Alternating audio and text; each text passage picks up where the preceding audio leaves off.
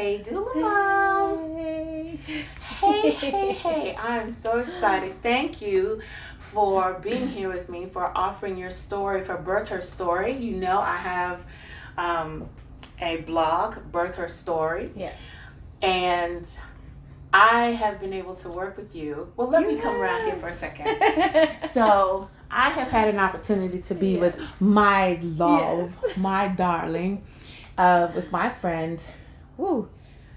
Postpartum for 2 births, right? Postpartum for 2 births. Yeah, I couldn't say I was there for any of them for the reason that you're going to be talking about. Yes. I can talk about that.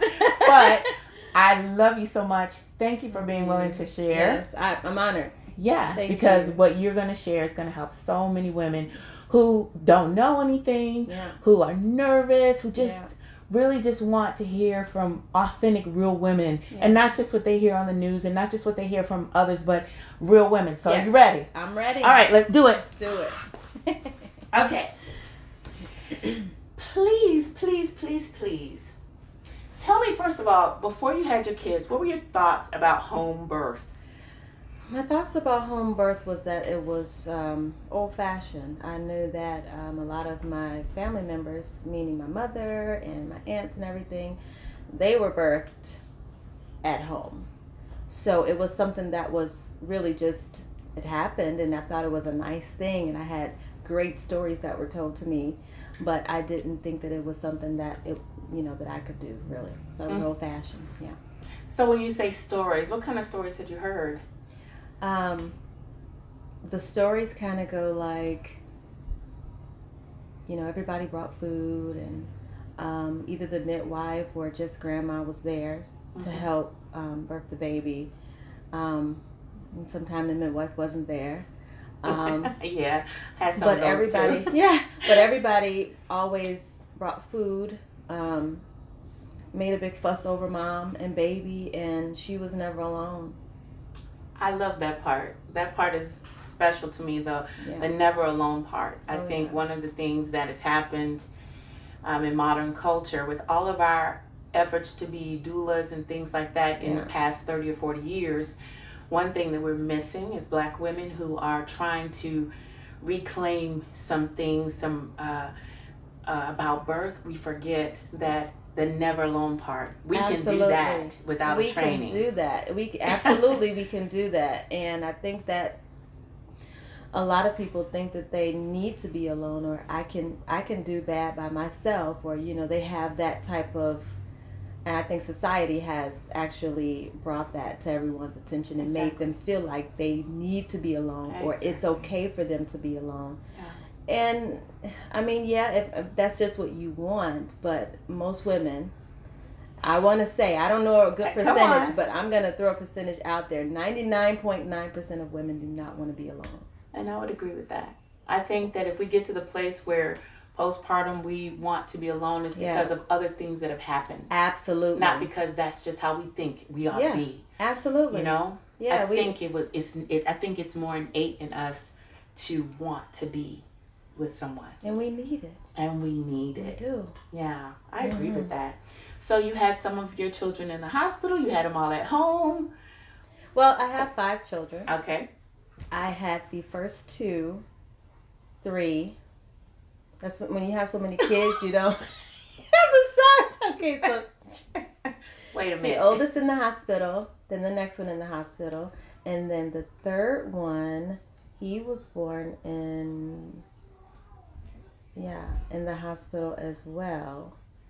And so then the what were last those experiences like for you? Well, the first experience was a little bit scary, because actually the first 2 were scary, because the first one, I had a beautiful labor. My family was really supportive of the labor. Pregnancy. Beautiful pregnancy, and felt good throughout. Had a lot of support, a lot of people cooking for me even while I was pregnant. Just really supportive. So I had a really healthy time during that time. And when it came to, okay, it's time for the labor, I didn't even know that I was in labor. Wow. And a lot of people, kind of get, now that I'm a doula, I can understand how someone doesn't know, because labor is actually a process. Labor is not all heavy breathing all the time. It's not, I'm on the floor. Now, it can get to that point, but your body is doing a lot of work. For a long time. For a long time before that happens. So I end up having some spotting one night. Called the nurse's line. Well, honey, if you still have it in the morning, just go ahead and go to the emergency room. Okay, well, I got that morning, I was still spotting. So mind you, I was maybe about a month early. Okay, it was a month. I wasn't due for another month. But I went in and I'm like, okay, just make sure the baby okay and send me home. Well, to my surprise, I was 6 centimeters dilated. Wow. So, you know, I had a good doctor and he would talk to me about Braxton Hicks and contractions, but neither one of us knew that I had this high tolerance for pain. So the Braxton Hicks that I was having should have actually made me want to lay down a little bit, but I was like doing stuff. Of course. Okay. So I didn't know. So they kept me, and long story short, I decided that I didn't want to feel any pain. Because I've heard so many bad stories, not from my family. This is from friends or, you know. Life, living. Oh, girl, you're going to work the epidural, honey, because you will be so comfortable, honey. You're not going to feel anything. Next thing you know, that baby going to be out. And I'm like, oh, man, that sounds great, you know. I don't want to be huffing and puffing, you know, and scaring everybody. This is what I was thinking. Exactly. Because I didn't want to be in a position where I was uncomfortable and then I'm making other people uncomfortable. But that's how they were making me feel. But you know, that's amazing that you say that. That in our birthing, that somehow we are still in that mode of, I don't want to make anybody else uncomfortable. Oh, I know I'm giving birth, but I don't want you to feel uncomfortable. And that's a really big deal. When people think about birth support and what birth has become. Right. The notion that even in this sacred time, my goal is to not make you feel uncomfortable. Exactly. And I think that came from, first of all, I was really aware of my body. I was very secure in who I was and in my body. But then I had all these strangers bust in the room with my legs wide open. And they want to poke and prod. Oh, this is a resident. And I'm like, can they be here? And I'm like, okay. Same, girl, I remember. You know, and then the nerves kick in. And guess what? Labor was like, Exactly. So then they were like, well, you know what? You're already too far. Let's get you this Pitocin, but let's make sure we get you that epidural first. So by the time I started actually in the process of pushing and everything, I didn't know where to push. I couldn't feel anything. Yeah. It's something. And it got to the point where they needed to use forceps to pull my baby out. Wow. They're like, push. I'm like, I literally said this. Where? I literally said, where? Push like you're going to the bathroom. And I'm like, honey, I can't feel anything. Yeah. I can't feel anything. So I had to really pretend that I knew. Yeah. I'm like, okay, I'm going to push like I was going to the bathroom. And I was, in my mind, I felt like I was doing it. But, so either way I go, it was a very, it was a little traumatic, only because my son's head did get bruised. Yeah. He was fine. I was fine. But that part, it was a little traumatic for me, having him, you know, being pulled out instead of me actually pushing him out. So the next time I was like, you know what? I'm not doing that anymore. I don't want to, I'm going to feel it, and I'm going to feel it. You know? Good. So you described your first birth experience in the hospital, and you said the next time you were going to feel the fire. I was going to feel the fire. So that's what I was going to do. So is that what you did? Did you feel You know what? Yes and no. Okay. I did, but let me tell you, there was a point of fear that came over me when I actually started to get into really active labor. I started to get really fearful, and I was like, you know what? Just give me something to take the edge off, okay? So they took the edge off, and mind you, I wasn't allowed to get up. So it was like... I wasn't allowed to get up. Don't you love it? Say it again. So I wasn't allowed to get up. People don't understand that always. Yeah. What that looks like, and why a woman would say, "I wasn't allowed to get up," and why we would, like, when we say that, it's like, what do you mean you can't get up, or you only get to go when you have to go to the bathroom? And then, what is that? How does that get in your mind where no matter how much you say, "Yeah, I'm allowed to get up," how in your mind did you see where it was like, no, actually, it was like. It has everything to do with the way that you're spoken at. You hear I said at and not to. Exactly. They walk into the room. I'm going to check you now. Okay? Not, is it okay? Or are you good? None of that. None of that. So we're talking about women that might be survivors of things. Absolutely. Of not having autonomy over their body at different phases in their life. And it's often, okay, you're going to feel, okay, and no one is, I'm not going to say no one anywhere, because we always know that there is not one general stereotype we can have. We've all had that one experience with someone that proves everything else wrong. Right. At the same time, there is a lot of movement, and you just kind of in that state go with it. So if someone comes and pulls your sheet up, and if someone goes, okay, we're going to check you now. We're going to. There's a lording over, basically. That's the way I feel. When you come into someone's home, or you don't automatically, if you don't know them well, you don't automatically have a seat. Right? Exactly. Even if you're cordial with them and they've invited you over for dinner, you do not come over and just sit your tail down. Exactly.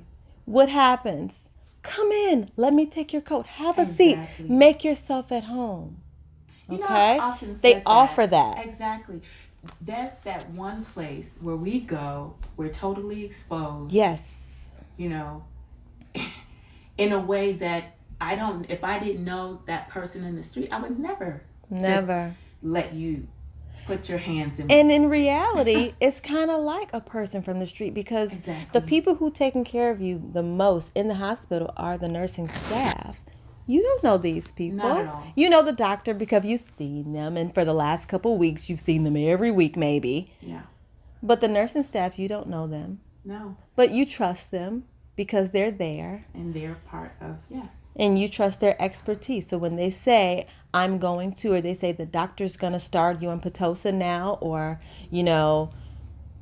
this and that, then you feel obligated to just say absolutely nothing. Yeah. And go with it. Mm-hmm. And like you said, for a person that has had a history of abuse and has some PTSD surrounding that, they may feel even worse in those situations, because even though they don't want to come, the nursing staff, they're not trying to make, they're not trying to be that way. Set up, right. Course. But they come in and say, I'm going to check you now. Exactly. They may hear, you're going to be abused again right now. Exactly. And you better shut up. Yeah. You never. Because sometimes those checks are painful. Oh, I'm sorry. Gosh. I'm sorry. Oh, mama's pushing. I've heard this one. No noise. Just push, no noise. Have you heard that actually? Oh, I've heard it. I've been at a birth. Oh my God. No noise. And I had to whisper, because I'm a whisperer to my clients. I say, you make all the noise you need to make.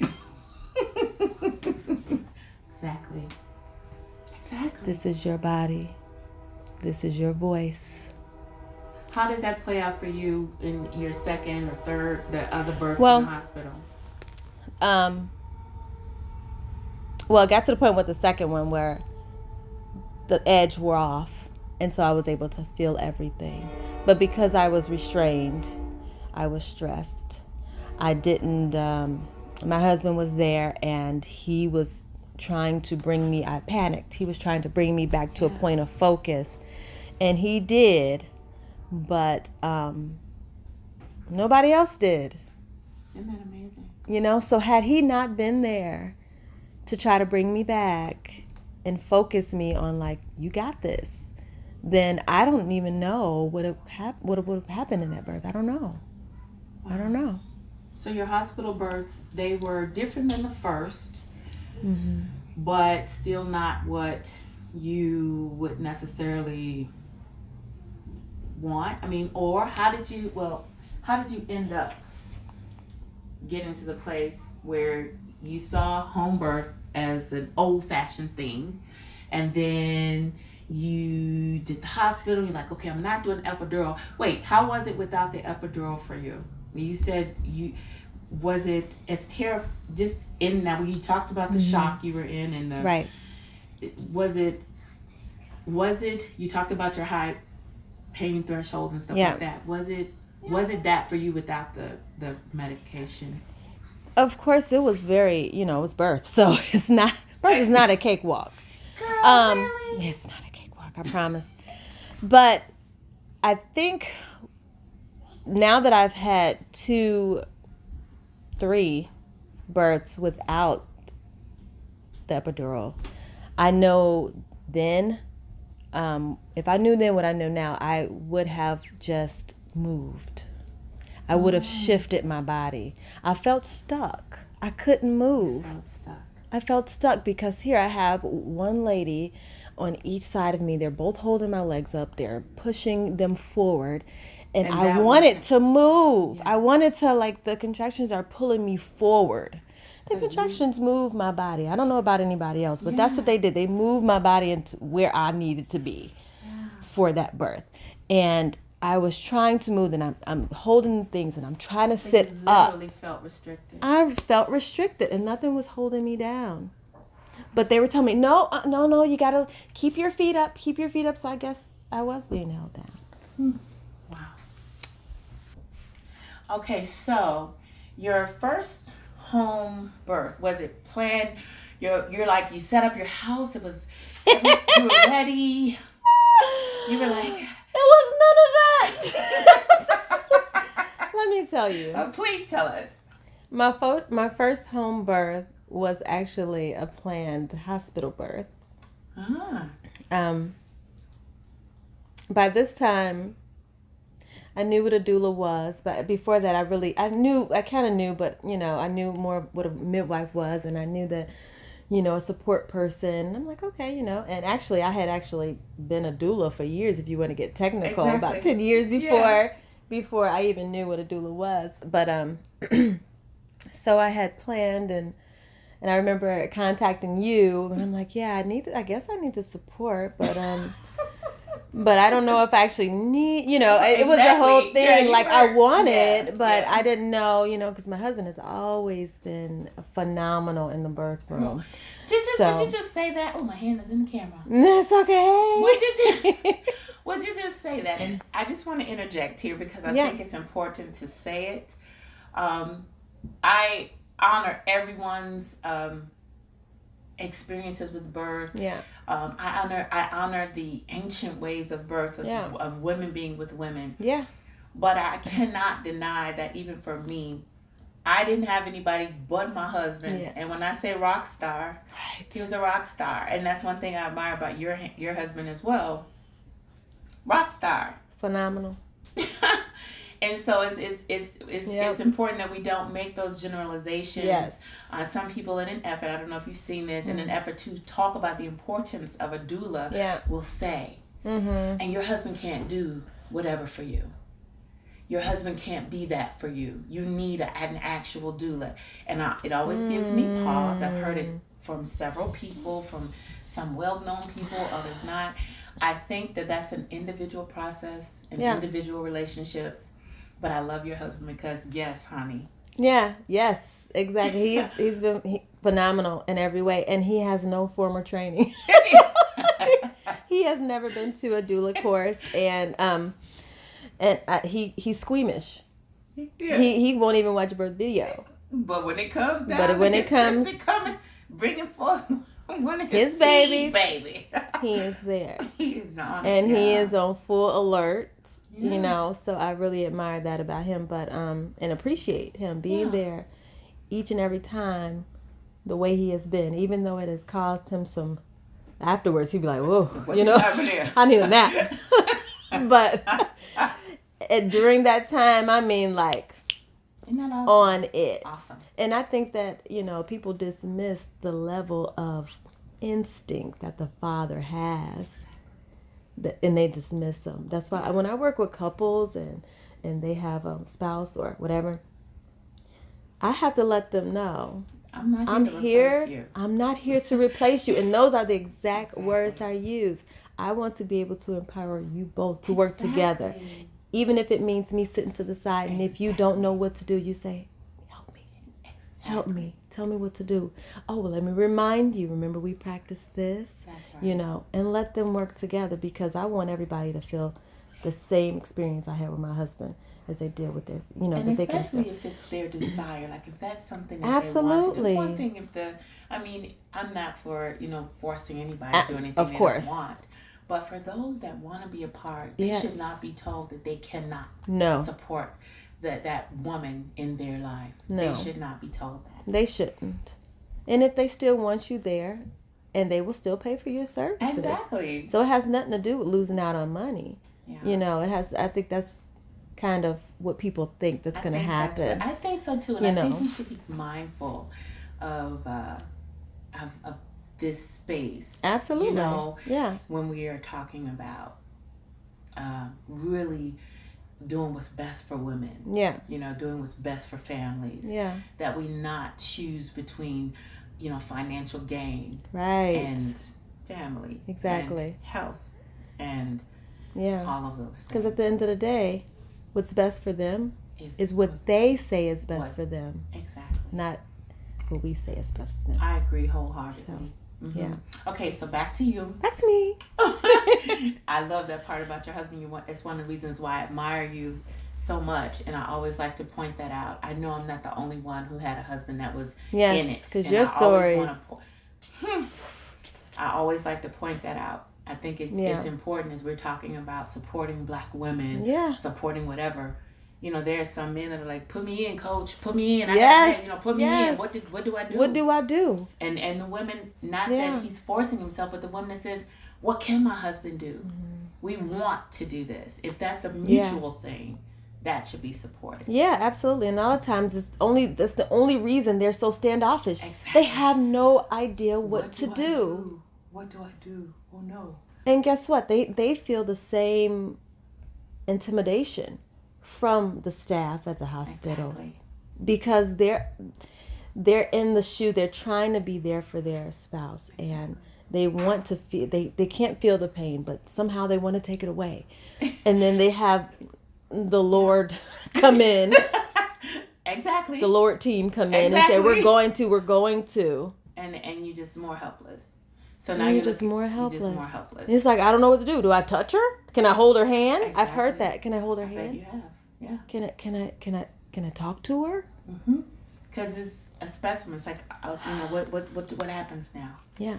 So for you planned a hospital birth. Yeah. It didn't work out that way. It didn't work out that way. And because what happened? This is my most favorite.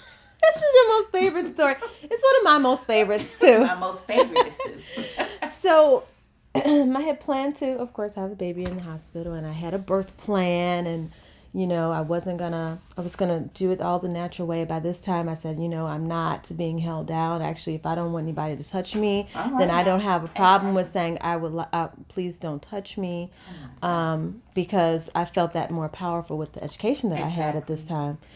So, and I'm not going in for every little nip and nudge.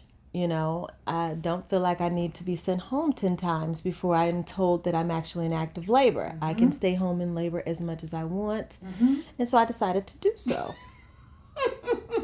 But this time, I was asleep. About 5 o'clock in the morning. I get woken up and I'm like, ooh, that was a good one. And this is what I used to do. Oh, yeah, that was ooh.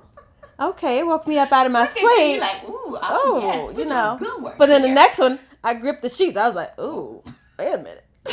So then, so I went to the bathroom and I saw that I was okay. I was like, that's definitely my mucus plug. I'm like, okay, so I'm just going to go lay back down, because that can absolutely mean nothing, right? You lose your mucus plug. It could be like days. It could be days. It could grow back, Like, we're going to plug you back up like, again. Okay, well, we just need to probably abstain for a couple days, so I'm just going to go lay back in the bed. Nothing to promote. Right. No more stimuli. And, I was due, that week. So I'm like, whatever. So I go back and lay in bed, and I'm like, okay, you know what they tell you, empty your bladder. Exactly. You know, have a drink of water, Exactly. lay down. So that's what I did. And I came out of the bathroom and went to go lay down, and I was like, you know, maybe I'll get a drink of water. I forgot to do that part. I went down the stairs, and on my way down the stairs, I couldn't walk anymore. Had some blocks and things. I had some things just tighten me all up. And I was like, ooh, that was a really good one. Okay, all right. So I went ahead and got my water, went back up the stairs. Halfway up, I'm like, ooh. All right, so I laid down. Still, I'm oblivious because I don't want to run to the hospital. Exactly. Right. I'm like, this could stop at any time. You had enough experience. It's like, look. Yeah, I'm like, this could stop at any time. They were really inconsistent time-wise. So I'm like, okay, I laid down. But then I was like, you know, I might need to start timing these. And then they start coming a little bit. And my husband felt my uneasiness, I guess, in the bed. Yeah. And he said, babe, are you okay? I said, no. I just love him. I said, no. He said, are you in labor? I was like, I think so. He's like, all right. He got up. He started putting on his clothes. Called his parents. Yeah, Christy in labor, you know. I'm going to need you to come get the other kids, you know. Called my mother and father-in-law. So we get up, and I was like, oh, I'm going to go take a shower real quick. He was like, baby, don't you get in that shower. So I didn't get in the shower. I was like, well, at least I brushed my teeth. I'm going to be huffing and puffing. Right.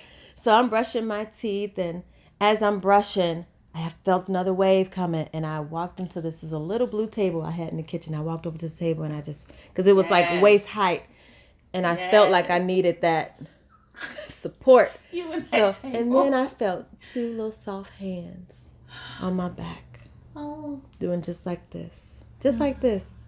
Wow. And after that contraction, I felt it like this, and then it went away, and I stood up, and it was my daughter. Oh, look at that little doula. Right. I was like, thank you. So I went back and I'm brushing my teeth again. By this time, I'm feeling like I got to hurry up because we need to go to the hospital. Yes. So I'm brushing my teeth. Here, come another. I'm back to the table. Here she come again. Ooh. You know. Got done with that. How old was she then? Because that was for Justin. So how old was she then? That was 4 years ago. So she was... 11, 12, 13, 12? No, she's... How old is she now? She's 14. So she was... That's right. She's not the one. She was like 10, 11-ish. Yeah. So, more like 10, really. More like 10. More like 10, depending on the... Yeah, I'm thinking about the time of the year. Yep. And my husband, he had went out, and it was pouring down raining. We live on this corner lot. Yeah. And I mean, you know, neighbors can see us from any angle. And he goes out to turn the car on, and he takes the bags to the car. And I walked to the front, and then we had a dining table right in the front door. And that contraction took me into the position that I needed to be. To birth that baby. And I got down on my knees. That was the only way. And I was like, oh, that's how it took me. Oh. And I'm down there, and my husband walks back in the house, and he says, you okay? And I said, can you drive? By this time, I knew that transition was pending because my words weren't coming out right. What I meant to say was, do you think we'll make it to the hospital? But the only thing I could say was, can you drive? And he looks at me and he's like, you okay? Come on, get up. So I'm running down the front porch. I mean, this is real. In between the contractions, you can relax, but at this point, you have this the capacity to be absolutely normal. Yeah. So I run down the front porch stairs. I swung the side van door open because I'm like, there's no way I'm sitting on my tail in the front seat. Yeah. So I flipped back and put it, recline the chair seat all the way back. And I was kind of like cradling on the back seat, leaning over, and I'm just rocking. And then all of a sudden, the next wave came. That last push. That last contraction in the car. Right? Woo. So it comes over me. And I was like, oh my gosh, I have to push. Wow. So after that contraction, I turned around to my husband. Mind you, we're still in the driveway. I turned around to my husband and I said, baby, he's not going to wait. And he said, what you mean? And I said, baby, he's coming now. Wow. And he said, okay. So it was okay. We still were waiting for my in-laws to get there. They lived like 25 minutes away. You can imagine how fast this was going. He had already called them and everything. And so he said, okay. So he called 911 right in the driveway from the front seat. Mm-hmm. And he's just as calm. You know, this is what he does. He's got one hand in the back, rubbing my back, giving me some counter pressure, rubbing and pressing. And he says, yes, sir. You know, my wife's in labor. This is our address. We're right here in the van in our driveway. Okay, get off the phone. And he comes around. I don't even remember when, but he came around to the side of the van because that next contraction the fetal ejection reflex is real, and there was nothing that I could do. Yeah. And he began to come, and I was like, I might as well just help. Right? That's because the urge is there. So I just started to breathe and just push and breathe and slightly push. And next thing you know, my husband said, baby, I got him. I was like, no, it's okay. I got him. He was like, no, I got him. So we're trying to figure out like who's going to, he was like, you're not going to be able to get him. I'm thinking like, yeah, I will, but it's okay. He was in the angle I was, he was like, I got him. Don't worry about it. I'm not going to let you in. And the baby's, he was like, he's crowning. He learned that word from. Okay, go ahead. He's crowning, baby. He's crowning. I was like, don't let him fall. Being a mother. Don't let him fall. Don't let the baby fall. I got him. I'm not going to let him fall. So he's got his shirt. And then literally, I'm so glad my husband was a football player because this little boy came out and my husband was like, you ever saw the episode? You ever saw the Martin episode with Gina and that baby flew out? I got him.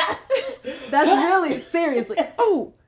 And he grabbed him, and by this time, I'm looking out of the window. And the officer the ambulance hadn't shown up yet. This is a police officer. Mm-hmm. He runs to the car. This is in between this too. He runs to the car. He was like, oh, hey, can I help you? You know, what's going on? You know what? And he comes over. He goes, oh, boy. And so he runs back to his car and brought out some Chuck's pads. I like to say puppy pads because you know he didn't have those in his car for a birth. Exactly. Okay? So he brought some Chuck's pads out, puppy pads. And when he came back over, the baby was out. Wow. And, you know, he was sitting there and he was, oh, you know, all the baby's cord is wrapping around his neck. And I'm like, he's fine. I need to suction him. He's on his, you guys aren't here yet. I need an aspirator. And I'm like, give me my baby. Look, based on probably whatever we've all seen on TV or seen and whatever, we just start calling out the things that we know. I need to cut the cord. I was like, no, actually, I would like for you to leave the cord alone. It's okay. I just need you. No, ma'am, it needs to be cut. So he had that. And I'm like, you know what? I'm going to make a choice to either hemorrhage because I'm fussing at this man. Exactly. Or just let it go. And so I decided to let it go. He had no equipment anyway. Right? What's he gonna do? So I was like, you know what? I'm just gonna let it go. He was probably nervous. I don't know if he ever had done this before, but come to find out he did, but only with his wife. So they were in a controlled environment. Gotcha. So anyway, baby came in the car, at home, in the driveway. Here we are with this door all the way open in the van on the corner lot. It's pouring down raining. Yes, honey. It was a movie. Yes, honey. Yes. And it was the best birth that I had at that time. Mm-hmm. I felt like, I said, you know what? I was like, oh my gosh, I just coached myself. I had total control over every part of my body. Yes. I felt comfortable. I didn't feel restrained. Everything that I had felt before, you didn't feel it. I didn't feel it. And I was like, I will never be in a hospital again. Whoa! You know, that's a powerful thing to say. I would never birth in a hospital again. That's powerful. And that's really just how I felt. Like, seriously. Really? That was the truth. So tell me how did that inform your fifth pregnancy? How did you prepare? How did you said, I'm not going back? Yeah. And I said that because of the freedom. Exactly. And because I had already been doing more studies about birth and my body, getting to know my body better and getting to know birth better. I didn't want to have that fear anymore. Can you just, there's something to be said about the fear. Yeah. That's a real thing. And I think we don't recognize, like, when you do look at the fact that historically, as I always say, as recently as 50 or 60 years ago, most black women, because they were excluded from many public facilities, especially in the South, were birthing at home. But to have the mortality and the morbidity rates that are going on now in the hospital, in this place where technology and all these things are supposed to be most modern, that really is a thing, That's it really thing. is. And that wasn't my fear, surprisingly. I didn't have... What was your fear? My fear was of being restrained again. I didn't want to be felt tied down. Because I felt like if I could get up, I could do better. Got it.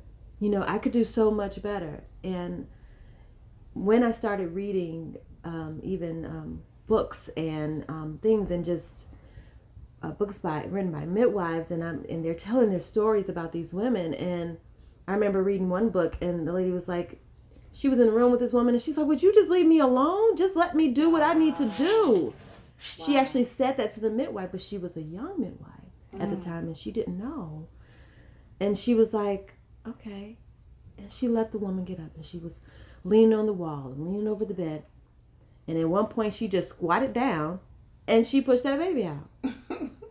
Yeah. And I'm like, I want that freedom. Not that I want to be all over the place, but I want the freedom to birth the way that you experienced it. Yeah. This is what I feel my body wants to do when you but forward. I couldn't.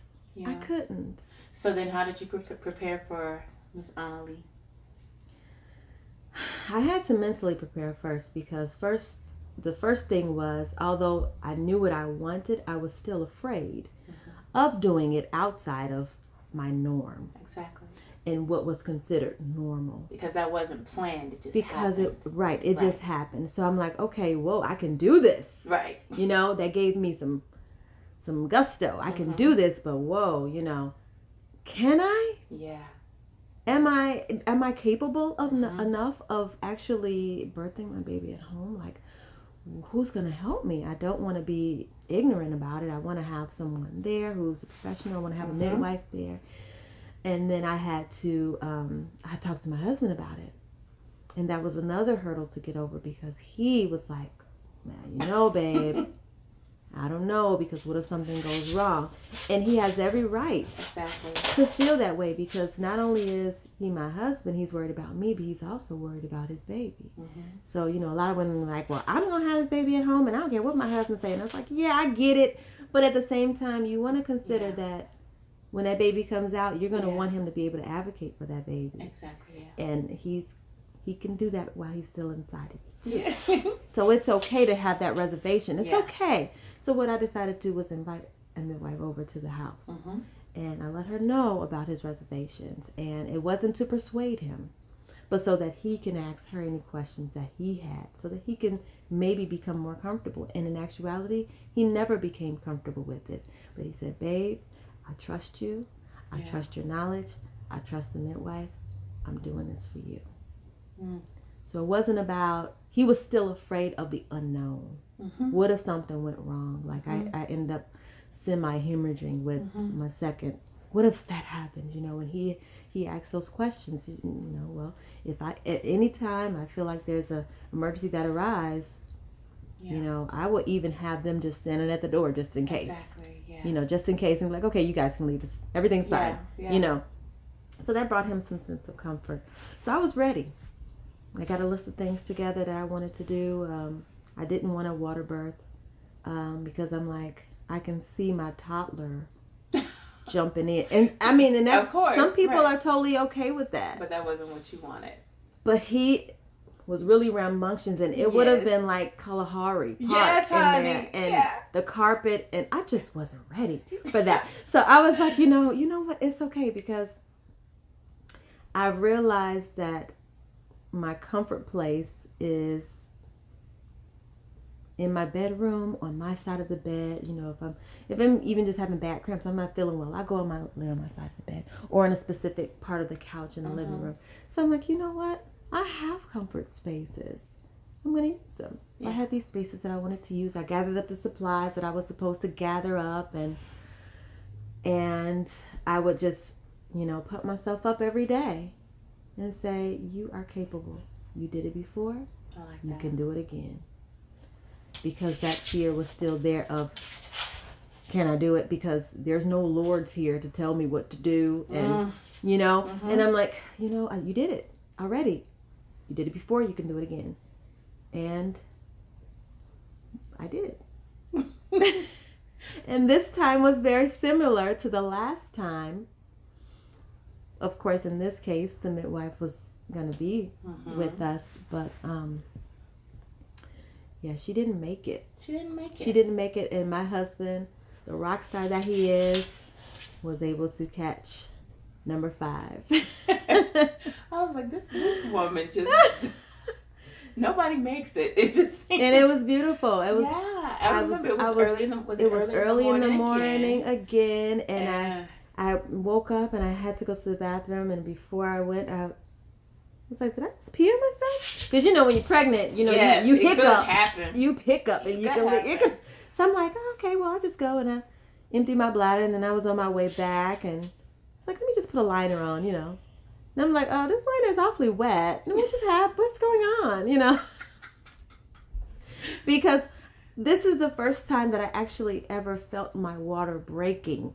Even with the birth in the van, everything water baby at the same time. Yeah, see, I don't even know what it's like to feel that. So this was my first. I never experienced and with the previous ones, I was in the hospital and they broke it. Yeah. So this was like, okay, well, must be some strange pregnancy discharge that I've never. So the contractions started and everything, and I was like, yeah, I think I'm in labor, So we started preparing the bed, and it was so nice. I'm like, wow, this is real. We're doing it at home, and we're preparing the bed. And it got to a point where I said, I want to go in the shower. I could do that. Yes. That's amazing. Exactly. I want to go in the shower, and I can go in the hospital.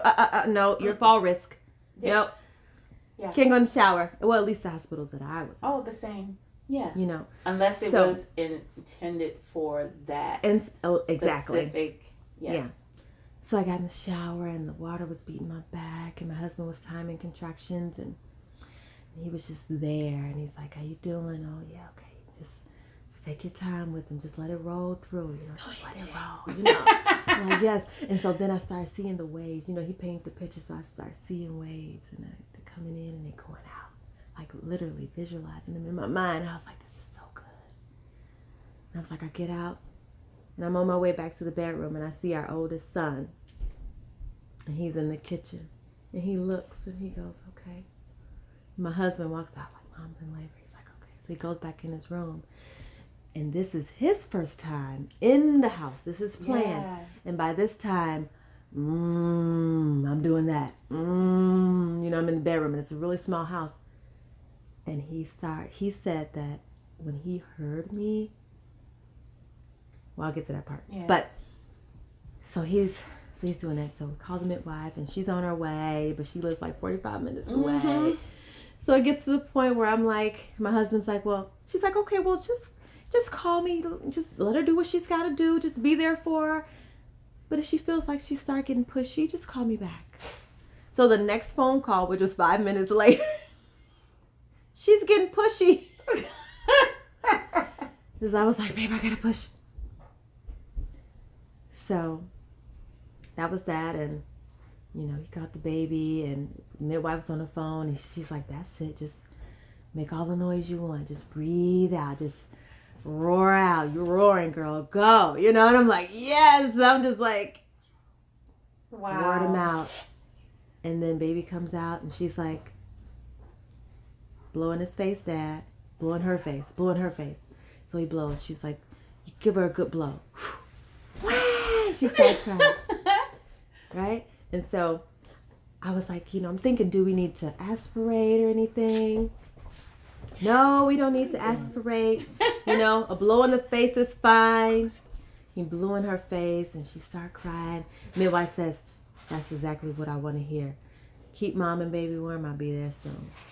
That was it. Keep her warm.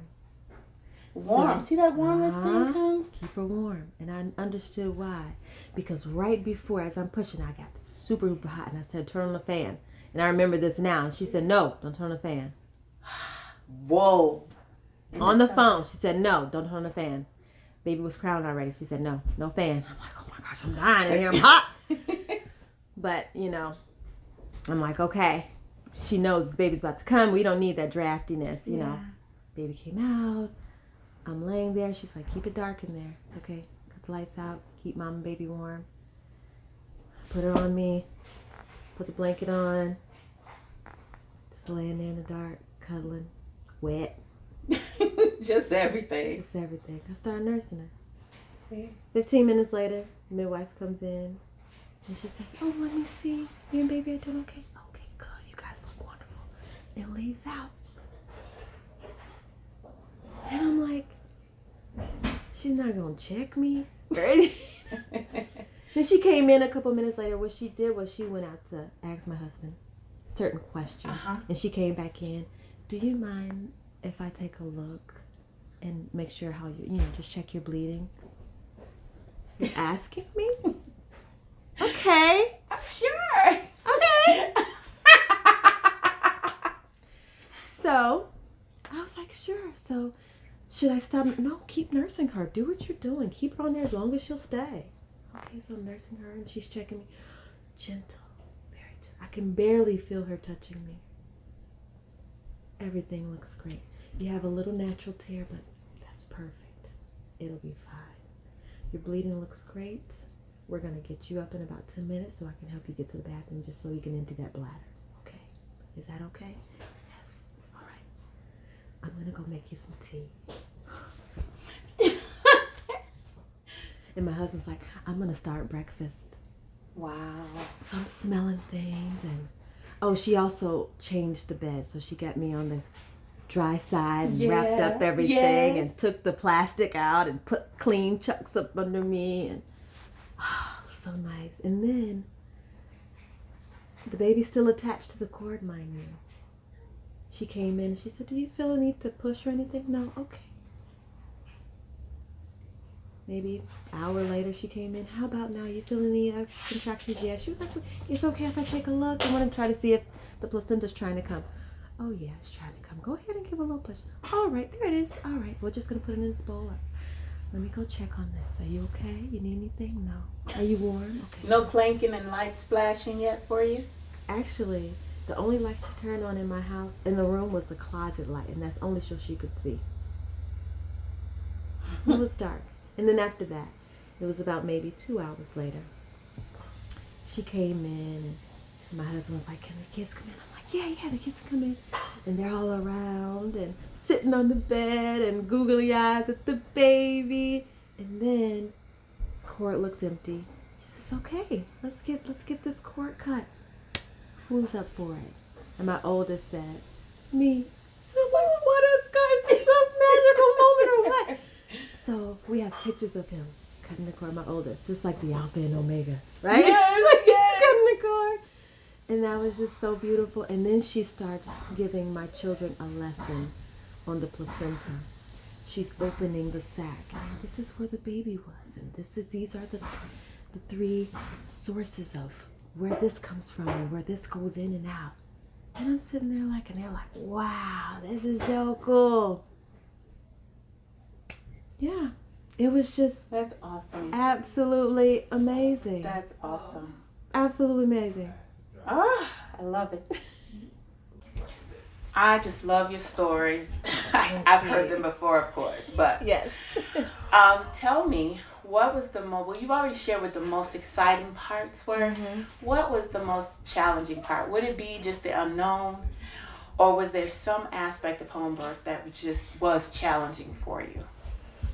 A challenging part of home birth,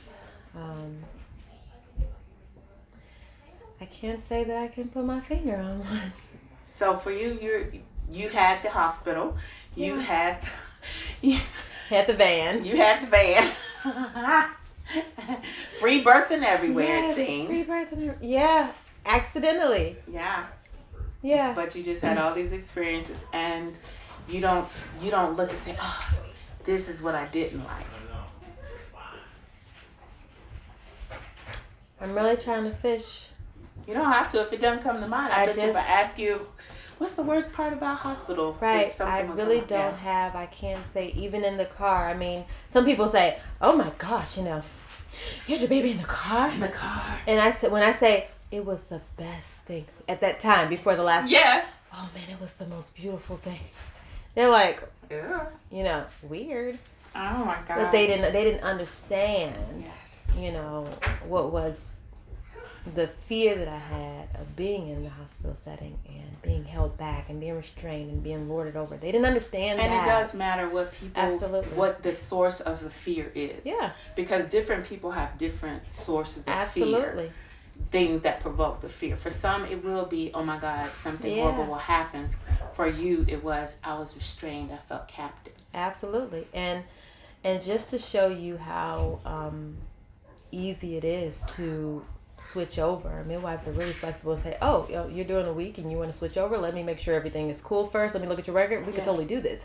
Because I was seeing an OBGYN up until about... Yes, you were. A month or so, a month and a half before my planned home birth. Yeah. Because one, I didn't know a midwife. Two, I still had these reservations of actually wondering if I could do it. My husband had reservations. And I'm like... You actually had to go search for a midwife. Exactly. So once I found one and my husband decided, okay, we're going to do this for you, which... He ended up enjoying it as well.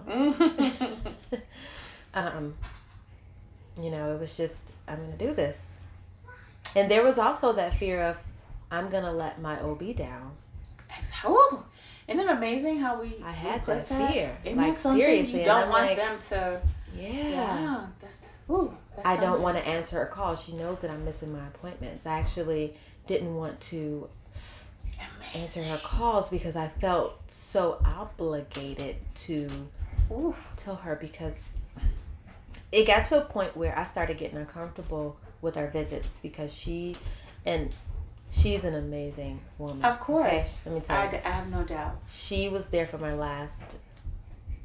I recall. Yeah, she was it. Amazing. And... but that wasn't what this was about. That wasn't what this was about. And it came to the point where I was maybe almost 2 months due. And she said, well, we don't want you to have another accident again in the car. You had an accident in the car, okay. Yeah. We don't want you to have another accident. That's too dangerous, okay? So what we're going to do is what did she say, at 39, when you're 39 weeks, you hit that, we're going to go ahead and bring you in, and we can go ahead and just start the labor. So now, not because of a medical, so in that, from that perspective, the car was an accident or a medical emergency, right. That fourth one, and to prevent that medical emergency, then you would be induced. Correct. So I told her, I said, what I don't want to do, I don't want to be put on a timetable. You're going to bring me in here and you're going to try to induce me. And she was like, well, okay, well, how about we just, put the pill in there, just soften you up. Well, last time you checked me, you said I'm soft as butter. So that's not going to work. I'm already nice and soft. It's just not open yet, she was like, well, we don't want this to happen again. Well, it could turn into a dangerous situation if you just spontaneously go into labor and a home and you can't. How far are you away from the hospital again? About 20 minutes. See, and your husband works, your kids can't drive you. You're at the home. She used the whole picture. You're at home with the kids by yourself. What are you going to do? I was like, I'm not going to be induced. And she was like, well, look, okay, fine. Not going to be induced. And I was like, whoa. And I was actually scared to say that. But I said it. But you said it. I'm not going to be induced. She was like, okay, well. And I'm like, oh, dang, is that easy? You're not going to be induced, then you make sure. I don't care if you start peeing and it feels like you're having a contraction through your pee. This is what she's just being silly. Like, you feel the lightest twinge, you get in here right away. She was like, I was like, but what if it's too soon? She was like, I don't care. I'll baby you for a week. And I believe she would have. I believe it too. I believe she would have. I'll take care of you for a week. I'll bring you meals. I'll even cook for you at home. But you're going to stand here for a week. So I was like, okay. But at the same time, I was uncomfortable with that because I knew that I still had to see her a few more times. I was seeing her every week at this time because she had classified me as high risk because I had gone into labor spontaneously. I'm sorry? I never heard that part. Yeah. You were classified as high risk because of why? Because of the spontaneous birth that I had. You had high blood pressure, you had diabetes, gestational diabetes. No cause was for it concern. I'm sorry, so was it preterm labor? Were you early with the number 4? Was it in the 28th or 20? Was it something? No, number 4 was right on time, but so I did have earlys previous before, but was that what she was referring to? Those weren't spontaneous. She was referring to that accident in the car. Yes. Gotcha. Because those before I was induced, pretty much, So, that really just, and although I admire her work, I admire her as a Black OB. I admire the work. Her bedside manners are absolutely phenomenal. Yeah. She does more work than the nurses. You hear me? Yeah. I've never had a doctor clean my behind. Yeah. But she did. Yeah. I've never had a doctor rub my hair, an OB, but she did. Yeah. And then it's like a difference. Double-sided coin. Yeah. Because at the end of the day, there's still that liability that they're very much concerned about, and that should be acknowledged. Yeah. But when women are being confined because what's the determining factors of what is high risk? Yeah. It's something important to Yeah. That's a big deal. I wasn't high risk on paper. And I wasn't high risk on paper at all, but she would say that, because you're high risk and you gonna have this baby anywhere. It came off like that. And so it was I just turned. You forgot to tell me. Yes. About that oldest one of yours that saw his mom. Yes, I forgot that part. So my husband told me that after the baby was born, he was actually the only one awake at this time. Early in the morning, it was still dark out, kind of bluish. He went to go tell him, because he knew he was awake, to go tell him, your baby sister's here. He walked into his bedroom, and he found that boy on his knees praying. Praying for his mama.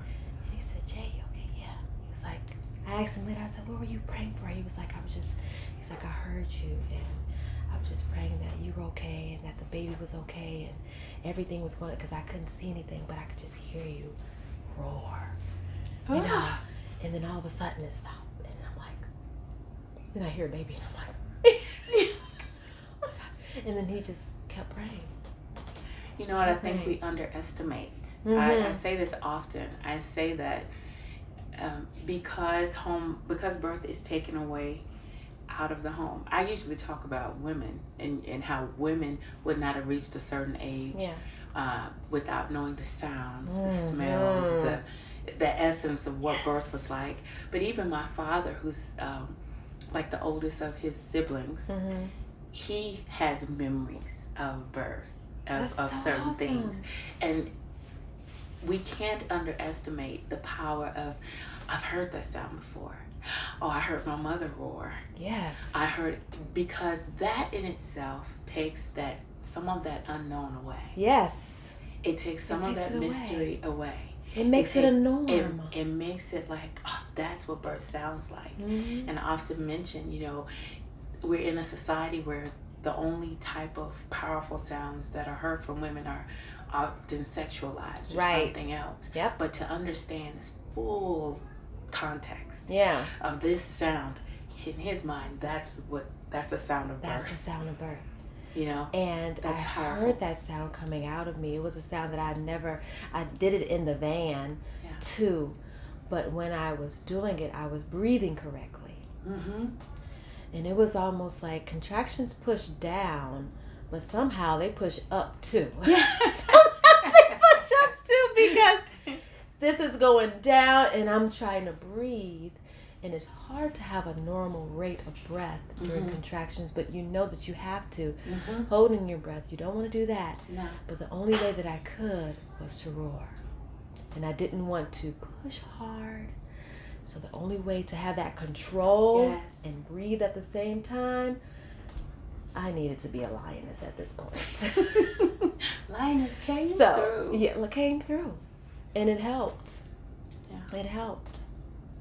And my love, would you tell them who you are? Because you're not just a woman here that's roaring and birthing babies out of your body, but you're also one who assists people who are desiring to birth. Yes. Those who desire to be supporters of those who are birthing. Mm-hmm. Tell us who you are, Doula Mom. I am Doula Mom.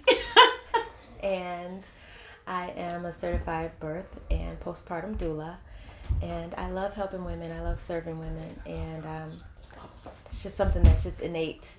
I like serving people, so just serving women on the birth aspect and just being a part of God's divine, just You're design. a helper. You're literally a helper of God. It's exactly, and it's just something that I feel honored every time. Every time I'm at birth, I feel honored. It overwhelms me every time. It's not my baby, but I cry. Mm-hmm. I'm just sensitive like that. But I'm also a doula coach, business-wise, so I can help other doulas to establish their businesses and to teach them different ways that they can become successful at being a doula. And recently, I wrote the book. Tell me about it. It's the Doula Business Journal, and it is a guided journal. It's kind of like, think bullet journal meets regular journal. It encourages the doula to be creative, because birth workers are naturally creative. We are natural creatives. We can go in the birth room and make something out of nothing. We can take a sheet and make a rebozo. Amen. So, right? Exactly. So we are naturally creatives, but not everyone has that business side of them. And they really don't know. A lot of new doulas come into, and they're like, okay, I got my certification, and they leave from their 3-day hiatus, and they come back and they're like, oh, what am I supposed to do? Nobody knows who I am. And they get those business courses, but still, there's some type of fear there, and they're afraid to step out. Where this journal is there to help set goals and keep goals, and to move forward in the business in a way and at a pace that the doula feels comfortable in doing so. And it encourages the creativity. It has customizable calendars in here. Nice. Oh my goodness. Do I see color? Look at this. Do I see So these color? are just a couple of pages that I've designed. Oh, that's beautiful. And so it has it really guides the doula at first about what they should do and how they should go about making their goals. And look at that. I like to doula. So oh, nice. It encourages the doula not to be creative, but also to stay accountable for reaching goals. A lot of times they think their goal needs to be big, like, oh, I need to get these, they tell them you need 3 births. Now, that can also be a part of the journal, but how? How do I go about getting these 3 births? How do I let people know that I'm available? Exactly. You don't want to just go around in the grocery store, oh, pregnant woman. Hey, girl. I'm a doula. You need one? Need one? I'm your girl. So there's different ways to go about that, and the Doula Business Journal can help guide and help let them set their own pace and set their own goals and help them reach their business goals in an accountability creative fashion. And you also are doing something else that everybody that would want to could take advantage of, regardless of where their location is. Absolutely. Everybody can take advantage of this. I've created something called the Virtual Doula. Okay. And a lot of people are kind of weary about that, but I have a lot of people that are really interested because they've actually been doing it already. And what's a Virtual Doula? So, providing educational or moral support via the virtual world, text message, email, video chat. And I'm sure that even you can attest to getting messages. Absolutely. What does this mean? And we're always saying that our time is valuable, and it is. But we have to really practice that. And if that's the thing, if you're constantly getting messages, you're already doing virtual doula work. That you could scream it from the mountaintops because with social media, that is definitely a thing. And what happens is, anyone who's in the birth culture can look in their messages and find someone that's asking a question. You're putting in the time. Absolutely. You're putting in the, asking questions. Sometimes I'll ask the questions on my page just because, you know what? I'll post the question on the page. Not because I don't know it. Right. But because it is work. Absolutely. It's work. That's work. Let me get some other people in here to answer these questions. Those that want to share. Absolutely. Because that is virtual work. That's a virtual doula work. And I love that you are actually taking the time to look and say, okay, let's make this a thing so that we can actually really value our time. Absolutely. And let people know I'm available for this. Right. And it's not just for the people who are sending those random messages. Exactly. Some people like myself who didn't need a physical doula at my birth because I had my rock star of a husband. Yeah. It was, I still felt like that womanness. And, that somebody to reach out to when I wanted to. And that takes time. That takes time. It literally does. But I've decided that it's not only for that either. Yeah. It goes beyond that because there are a lot of spouses that are apart from each other for long periods of time because of work or because of military. And they're not connected during that time of birth and pregnancy. Yeah. So what better way for a doula to offer that service to bring them together through video chat? Okay, you guys video chat all the time together, but what about to learn something about this pregnancy and learn about the birth and let's get on this one accord together. Even though we are not together right now, we can come together and we can still do this together. I think people underestimate the power of that. Like I told you, I don't call mine virtual doula, but I tell people all the time, there's some things, if people can ask these kind of questions, and I realize that there are people that are only asking minimal questions, go ahead and put value on the work that you do. Absolutely. And so I definitely appreciate that you're actually not just saying, hey, I do virtual work, but you're also saying, let me teach you how you can do this effectively. Absolutely. And it's a 6-week course. It's a 6-week course. The first one starts May 1st.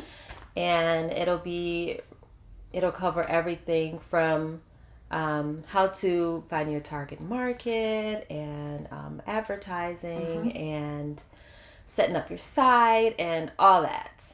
And what you can actually do to build your business around that, because it doesn't have to be, it's not, and that's one thing I want to say is the virtual doula it will never replace the physical doula. Of course not. And that's not what I'm not trying to, this is new thing, virtual doulas over here. It's not to replace that, because someone may need still a physical doula, but if they're local, those services can be blended. Well, this is the way that I look at it. I look at this, I often focus my work on Black women, even though I serve everybody. Of course. I focus my efforts in looking at what kind of problems could help solve with that, because often if you can solve those problems like in around birth culture with Black women, then everybody else ends up getting helped in the process. Yes. And so I consider the increasing infant mortality rates, maternal mortality rates, I consider them to be a state of emergency.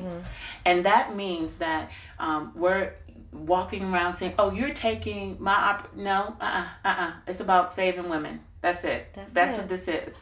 If I can help address that fear that the woman has. Like I've told you before, I have been on, and this is why I love what you're doing, because it puts a value on even having virtually. I've had people say, my niece, she's whatever age, can you talk to her? She thinks she's in labor. Absolutely. I said, okay, put her on the phone. That has happened before. I'm answering a call, and sometimes I would be somewhere with my family. Yo, give me 5 minutes. Just give me 5 minutes.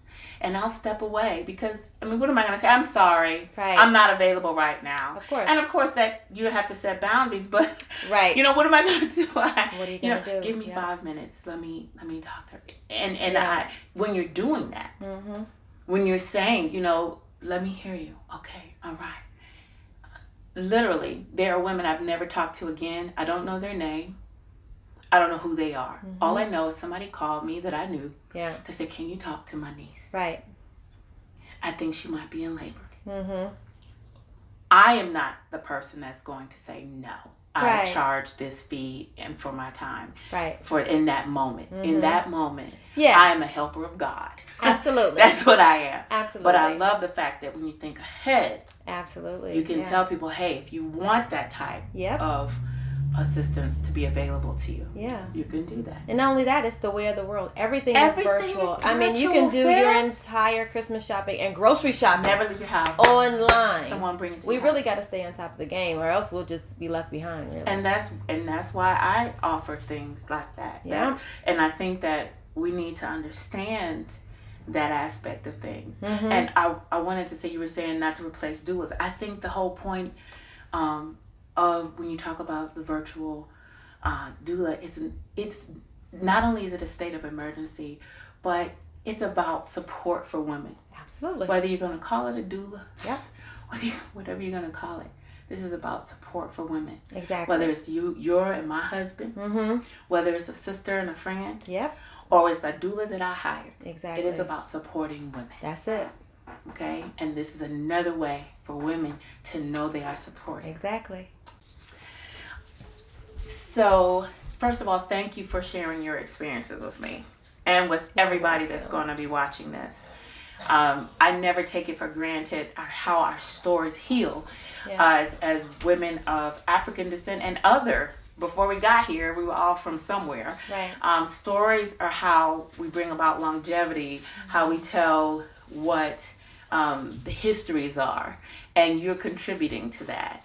You're contributing to the history of how women birth, and it doesn't just happen in the hospital. Yeah. Your free births and all of those things, they are contributing to someone watching and listening to themselves. What is my fear?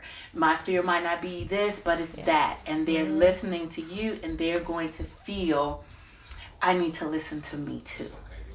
So I would ask you if there's a message that you have for young women, whether they're of birthing age or not, or whether they're ready to consider birth or not. Just what message would you have for women, for the mother of women that might be considering birth, for all those who are uneasy, and all of us that have these unknowns, and the partners and everybody? What would you say to them if I ask you, what is the message that you have for them? Be okay with what you don't know, but find out. Be comfortable with your body. Know that you were designed to birth babies, and you can do it. You can do it, and you can do it safely. You can do it with power. You can do it loud. You can do it softly. You can do it in the pool. You can do it at home. You can do it in the hospital. You can do it by cesarean, but you can do it. And I appreciate you, my sister. Appreciate you. Thank you for sharing. Thank you so much for being willing to share your time, your home. Your family has been so patient. Yes, they have. They are like, oh my God, I heard the whispers. He's still down. Thank you. That's him.